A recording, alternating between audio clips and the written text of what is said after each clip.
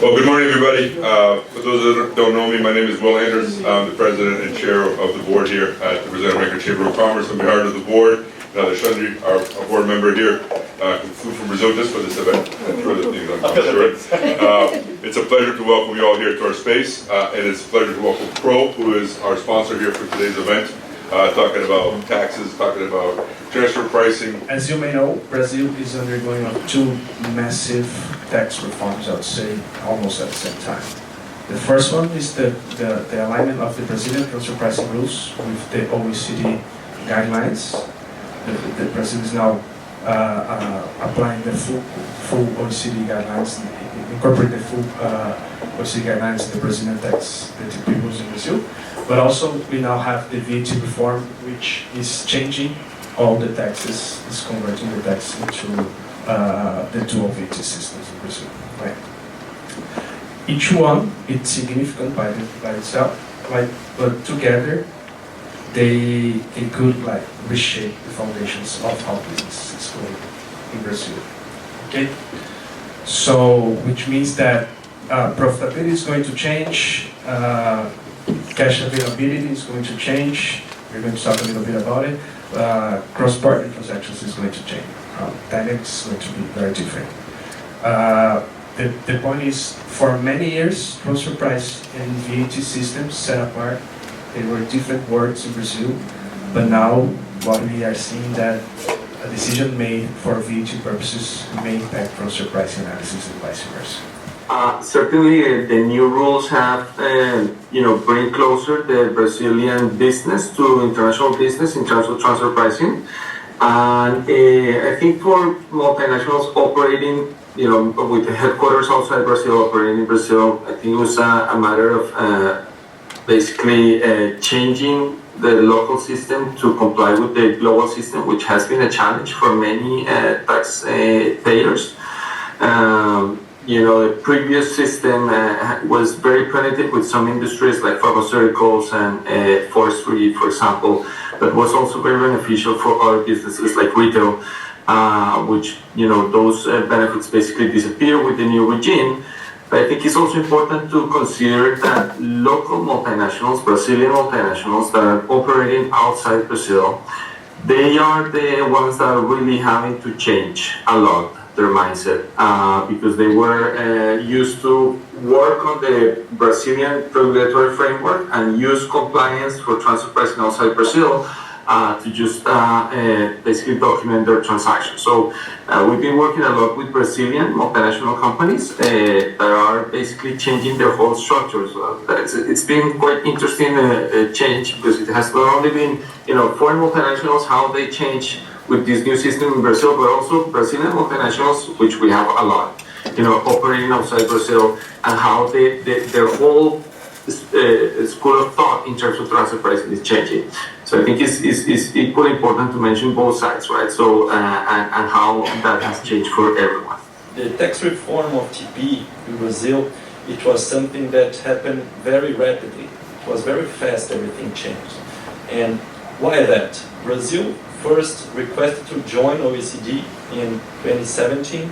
After that, OECD and IRS in Brazil started discussing the distortions and implications of all of that, but it was all in theory.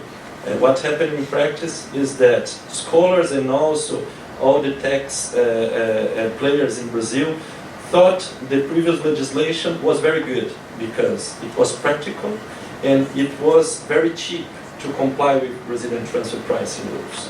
But suddenly something changed. What happened? There was a tax reform here in the US, and because of that reform in 2021, there was a restriction related to the FTC, foreign tax credit, based on which, and because of that, Brazil started to rush, because there was a pressure made by US multinationals saying that you need to comply with arm's length standards. So everything changed from a time to another. So instead of a bill of law with deep discussions on how to implement the rules, Brazil adopted a provisional measure, which is a kind of rule that is not discussed in the Congress. And this provisional measure was approved very fast, and then it's in place.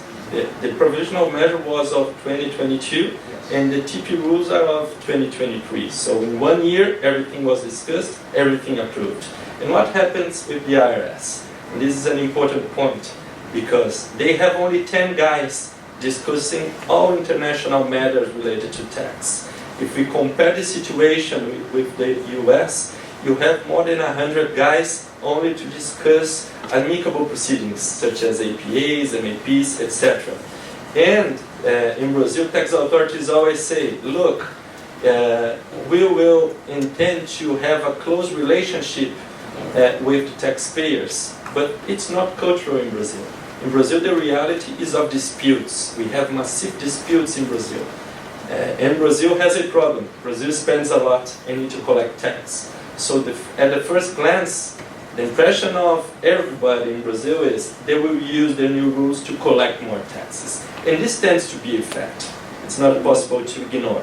So we are in a situation now that we have IRS in Brazil with a small body. They say they will try to implement amicable proceedings. I honestly don't believe it will be true. They have a draft of a specific regulation for that. I was in Seattle 2 years ago and I watched someone from IRS in Brazil saying, within a month we will have the rule. 2 years passed, the rule is not in force yet. We only have the draft. And going to the next slide, then we go to another tax reform in Brazil. Now the VAT reform. Differently than in the situation of transfer pricing, this specific matter is being discussed in Brazil, I think, more than 20 years. I remember when I was a student in Mackenzie, São Paulo, they always said, this will be implemented, this is being under discussion, but never happened. But studies evolved, and more recently, I think 5 years ago, they started producing specific economic studies saying that, well, the current regime is very regressive. It taxes more poor people than companies. We have in Brazil, let's say, 45% of all taxes being collected in relation to VAT taxes. It's very complex because we have municipalities with own taxes, such as the ISS, states with own taxes, such as the ICMS, the federal union with own taxes, such as the PS and COFINS, and everything together needs specific rules and everything.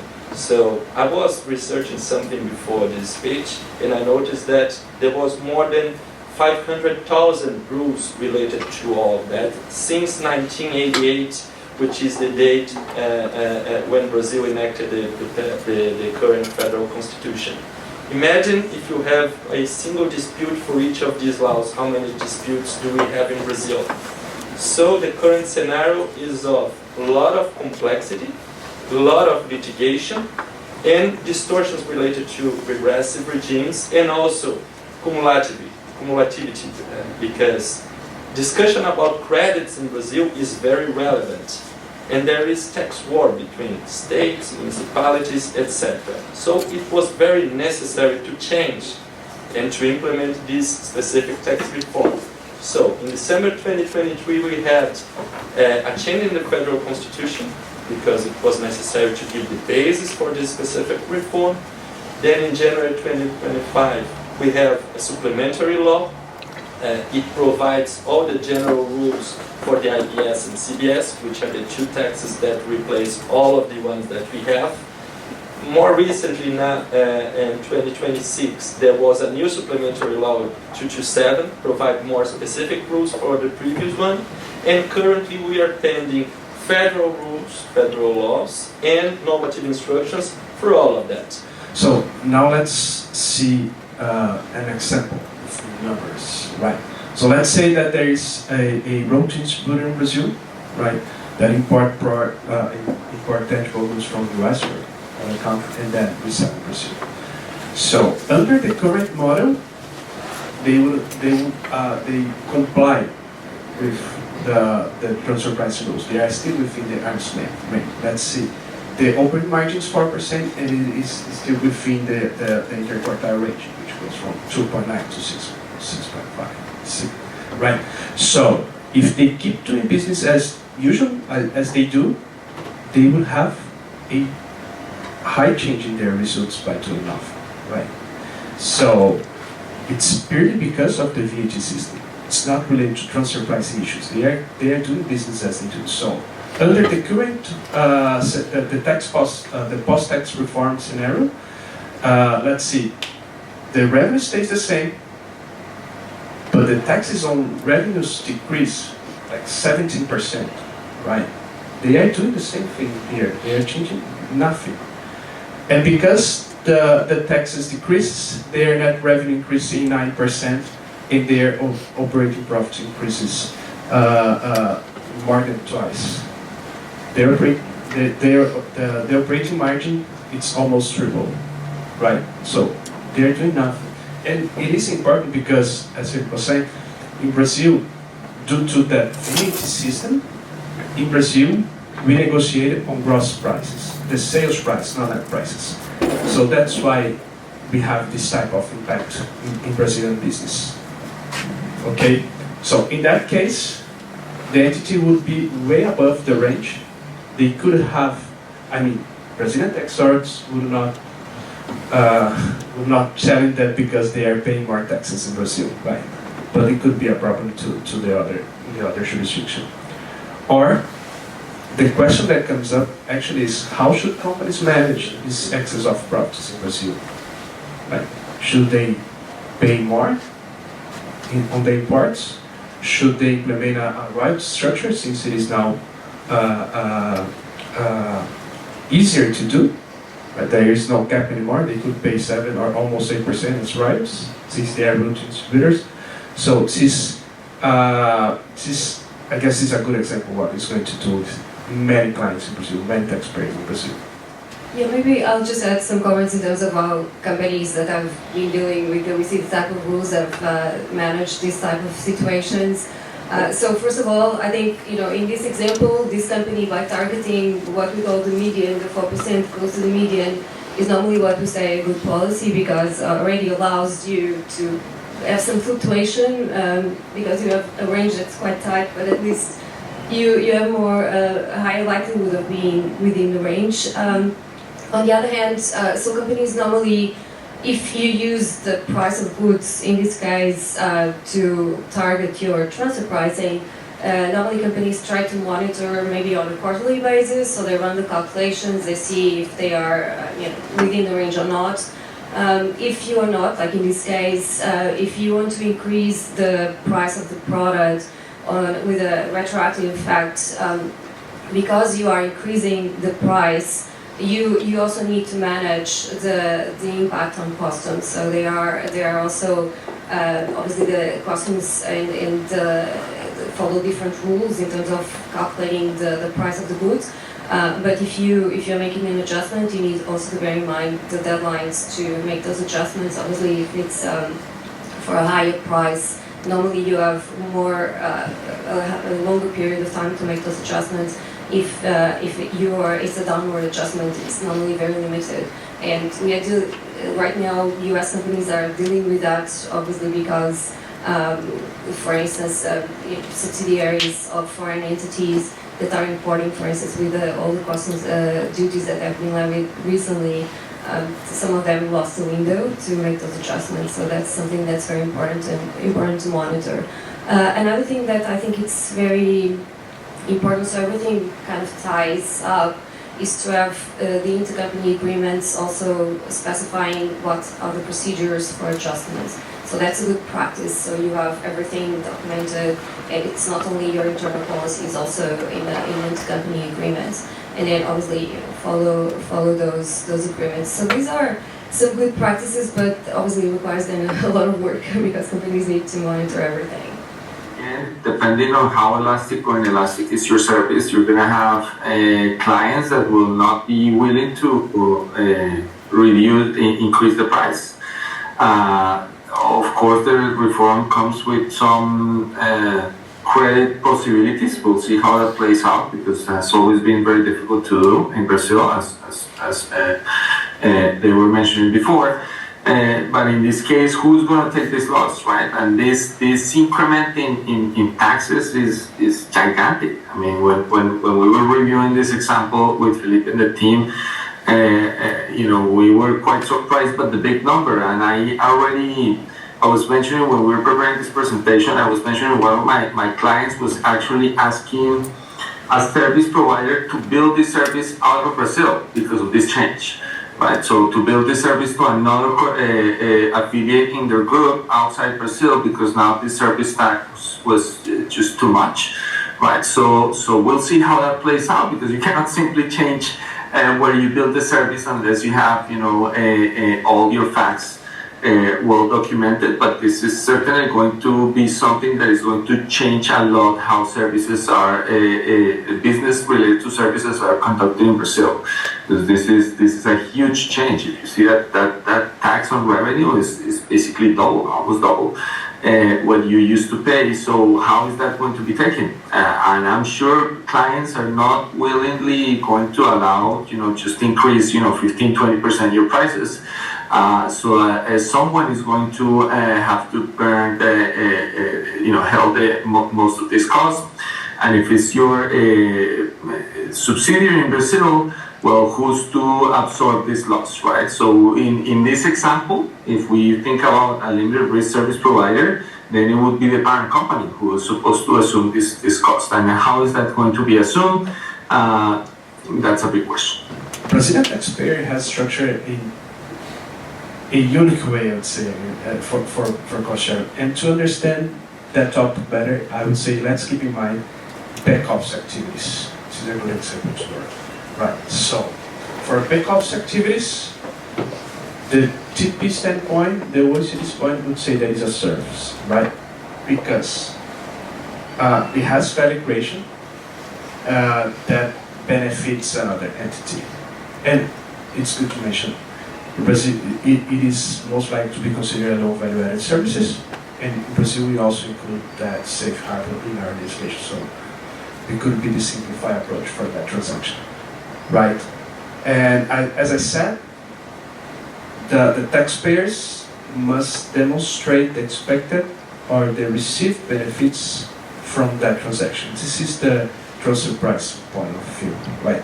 And again, I'm starting talking about the TP point of view because there you understand how Brazilian taxpayers structure that transaction differently. Okay, so the contribution is basically a markup right over the cost incurred by the operational entity. Okay, and this is regulated by OECD transfer pricing rules. And the main point here is as Felipe mentioned in the beginning, there is a high taxation for import services in Brazil, something close to 4% to 50, something 53, I guess. Okay, this is the normal structure under the OECD and transfer pricing rules. Okay, but when we go to the Brazilian way of seeing this transaction, it is way different, right? The purposes is a structure based merely on reimbursement of expenses, meaning there is no value creation or very low value creation, but mostly without markup. It's just a pass-through cost, right? So let's say that a U.S. entity holds that back office activities, and it has incurred in $100,000 USD as cost. Let's say that 20% of it is entitled to Brazil, so Brazil is going to pay to the US $20,000 without any markup. This is the way that Brazil normally performs this type of transaction. Normally pays this type of transaction, right? And the benefits would be merely synergy or reduction of costs as a group. This is the benefits from that type of transaction. I think, I'm just going to, because first of all, just because you have to add the word Brazilian cost sharing says it all, right? Because when you get to your head of tax in the US and you say, well, there is this concept in Brazil that is cost sharing, but it's not a cost sharing. It's quite complicated. It's not a cost sharing. And obviously the IRS is not going to see it as a cost sharing either, because in the US the cost sharing is just for intangibles. Yes, you do have the cost contribution arrangements from an OECD perspective that can cover everything. Tangible goods could be services and could be intangibles.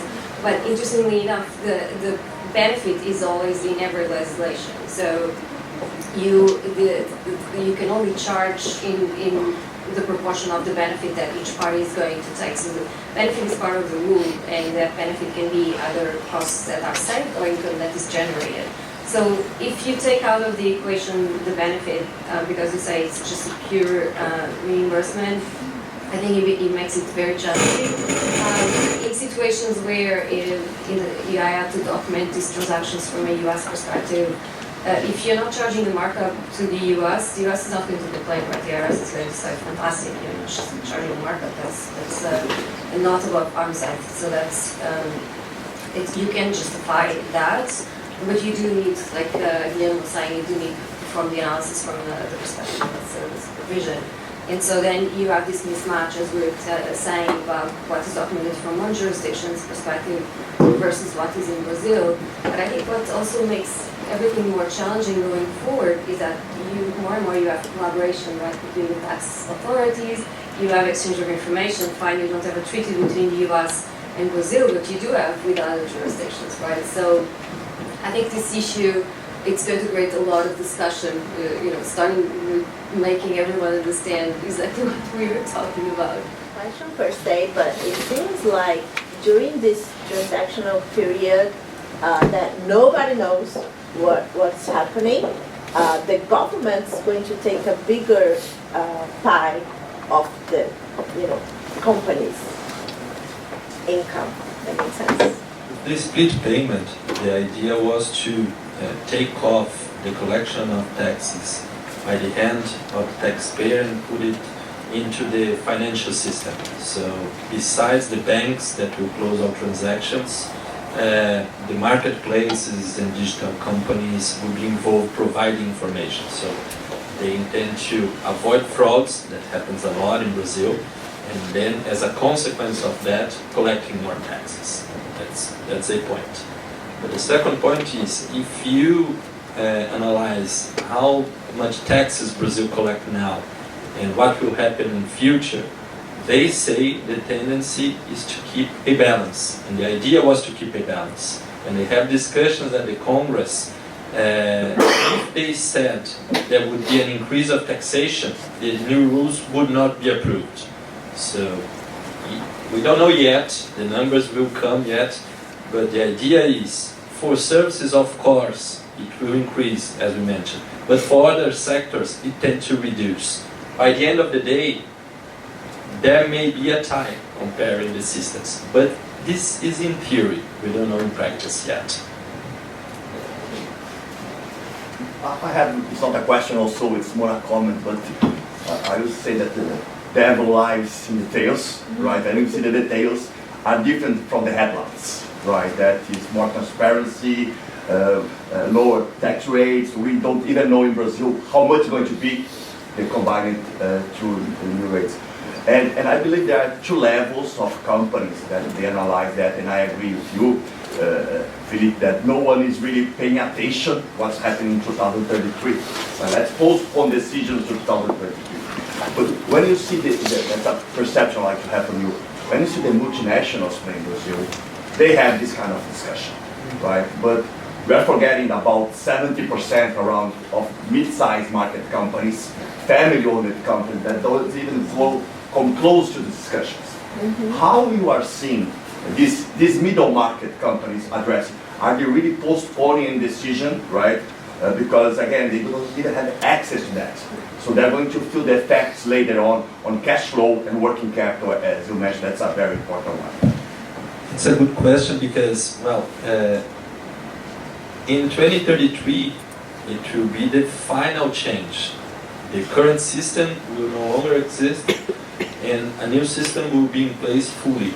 But in the time between that, there will be the two systems working together. So it impacts this middle level as well. I think the difference is the big multinational and big companies, they in advance are requesting specific studies and preparing themselves to reevaluate the margins, how it will affect the price, the operations, etc. They are studying that for years. We are together with them. In the middle market, I think they are not doing that. So I think they will suffer a lot, and they need to adapt. They don't know exactly which will be the effect. I think they will need to evaluate. But the fact is, the rules apply for all of them. For instance, I mentioned the split payment for a B2B transaction, but there are other transactions such as B2C, in which is an individual who is selling something.